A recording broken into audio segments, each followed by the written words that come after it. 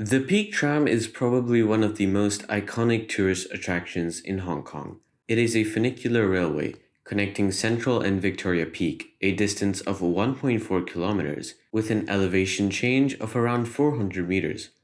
The Peak Tram is the oldest funicular railway in Asia and the oldest railway in Hong Kong, having been opened in 1888. Over the years, the Peak Tram has changed a lot.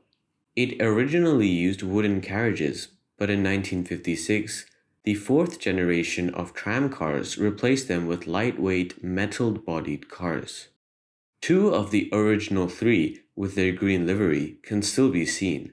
One at the peak itself, which has been turned into a tourist information center, and another standing in the Peak Tram's former depot. The system was rebuilt in 1989 by the Swiss company Von Roll with a new track, a computerized control system, and two new two-car trams, each with a capacity of 120 passengers. This increased capacity greatly reduced congestion and long waiting times on the Peak Tram.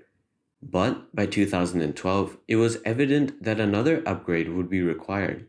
The Peak Tram's passenger demand far exceeded its capacity, especially on weekends, where lines at the Garden Road terminus could stretch for up to 2 hours. So, in a 2015 study, the Peak Tram upgrade project commenced, which consisted of a larger refurbished Peak Tram terminus, better waiting areas, and most importantly, the replacement of the current fifth-generation tramcar. The current well-recognized Burgundy tramcars are being replaced with new tramcars which will increase the capacity from 120 to 210 passengers. The Peak Tram will therefore close on the 28th of June for 6 months to carry out upgrade works on tracks, cables, and of course, the tramcars themselves. The upgrades will greatly reduce overcrowding on the line, with waiting times estimated to reduce from 90 minutes to just 17. However, the current classic tramcars are going to be dearly missed.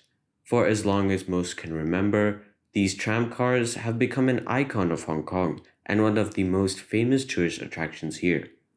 Although the reduction in congestion is welcomed, everyone will miss the tramcars with their wooden benches and rattling wheels that have become a symbol of Hong Kong.